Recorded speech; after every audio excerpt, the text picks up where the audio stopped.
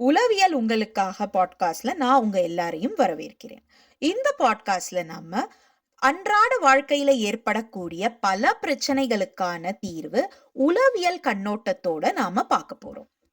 தினசரி வாழ்க்கையில ஏற்படக்கூடிய பல பிரச்சனைகள், அதாவது ஸ்ட்ரெஸ், டிப்ரெஷன், ஆங்ஸைட்டி, ஆங்கர், இது போல பல விஷயங்களை எப்படி நாம மேனேஜ் பண்றது, லைஃப் ஸ்கில்ஸ்ன்னு சொல்லப்படுற கிரியேட்டிவிட்டி, டைம் மேனேஜ்மெண்ட், இது போல விஷயங்களை, கம்யூனிகேஷன் ஸ்கில்ஸ், இந்த மாதிரியான விஷயங்களை நம்மளுடைய வாழ்க்கையில நாம எப்படி டெவலப் பண்ணிக்கிட்டு நம்மளுடைய ப்ரொஃபஷனல் லைஃபையும் நம்மளுடைய பர்சனல் லைஃபையும் எப்படி நாம ஒரு சீரா எடுத்துக்கிட்டு போறது, இத பத்தியும் நாம டிஸ்கஸ் பண்ண இருக்கிறோம்.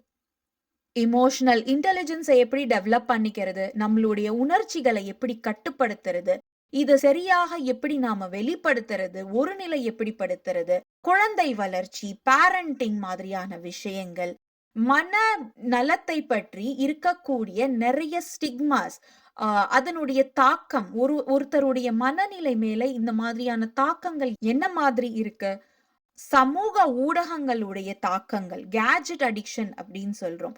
நிறைய டெக்னாலஜிக்கல் அட்வான்ஸ்மென்ட், டிஜிட்டல் எரால நாம வாழ்ந்துட்டு இருக்கோம். டே டு டே லைஃப்ல எல்லாருமே ஒரு வகையான அடிக்ட்டா நம்ம மாறி இருக்கோம்.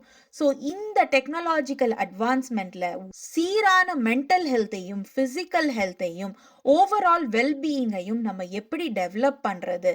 இதற்கான உளவியல் நுட்பங்கள் என்ன? ஸ்ட்ராட்டஜிஸ் என்ன? இத எப்படி நாம மெயின்டெயின் பண்றதுங்கிறதெல்லாம் நம்ம ரெகுலரா இந்த பாட்காஸ்ட்ல டிஸ்கஸ் பண்ண இருக்கோம்.